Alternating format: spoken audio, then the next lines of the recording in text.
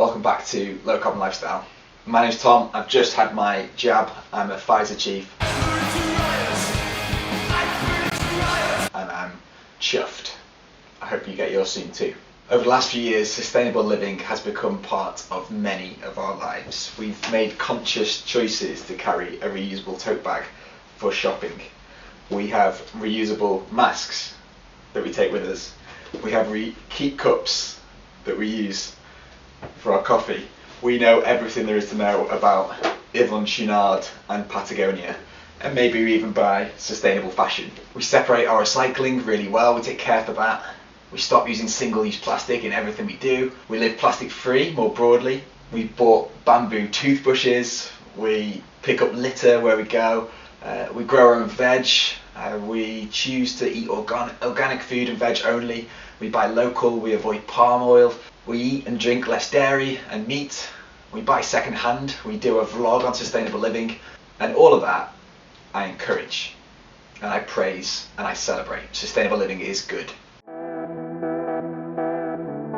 My name is Tom and this is a little series about a low carbon lifestyle.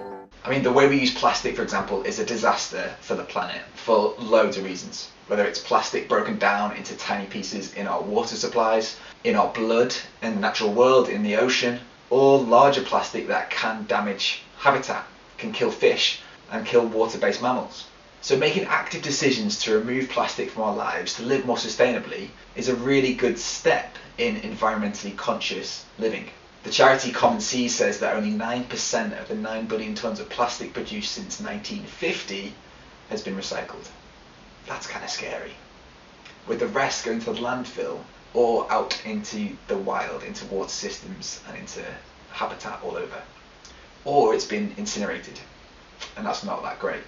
Plastic has been an amazing invention for keeping food fresh, for processing medicines or vaccines, for giving us cheap clothes and cheap stuff. The world we live in now is built on plastic, but the misuse of plastic is a disaster for the planet. All those tons of plastic have been manufactured, processed from fossil fuels to make something useful, but then thrown away. At each stage, whether it's the extraction of fossil fuels, the processing of fossil fuels, and then the impact of the waste in our natural environment, we're seeing emissions that we need to avoid. But if we stop using plastic overnight, we might use a little bit less energy manufacturing plastic, but it really would have a minimal impact on the climate emergency. We definitely need to deal with plastic waste and misuse, but solutions to plastic waste are just the start of the story. The rest of the sustainability challenge is still to come. It's estimated that in 2019, CO2 emissions from the production and incineration of plastic was about 800 million tonnes of CO2. Ouch, that's loads. It's actually about the double of all the emissions the UK reported for 2018. So we really need to do something to reduce the amount of plastic that we make, process and then burn. But what proportion of global emissions is 800 million tonnes? In 2018, global emissions were about 55 billion tonnes. So the production and incineration of plastics was merely 1.5% of global emissions. Plastics are awful to the planet, to ecosystems and to wildlife.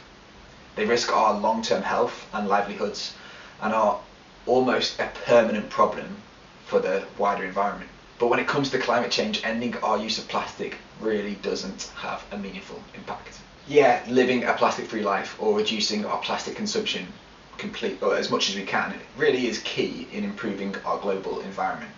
And it's really a good step in tackling climate change.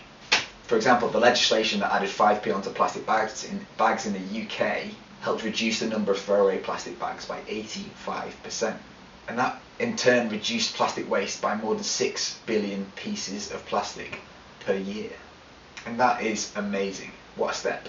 And then the impact of documentaries like Blue Planet in raising the issue of plastic has led many of us to take drastic action on our own plastic waste and our own use of packaging. And it's reported that 88% of people who saw that episode about plastic in the oceans changed their lifestyle. In 2018, twice as many people took part in the Great British Beach Clean than the year before.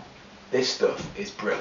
But to see a real slowing of climate change, to prevent catastrophic climate change, To see the concentration of CO2 in the atmosphere come down, we need the same drastic change when it comes to fossil fuels. Imagine an 85% reduction in petrol use, or in the burning of natural gas. That would, overnight, really change the emissions picture.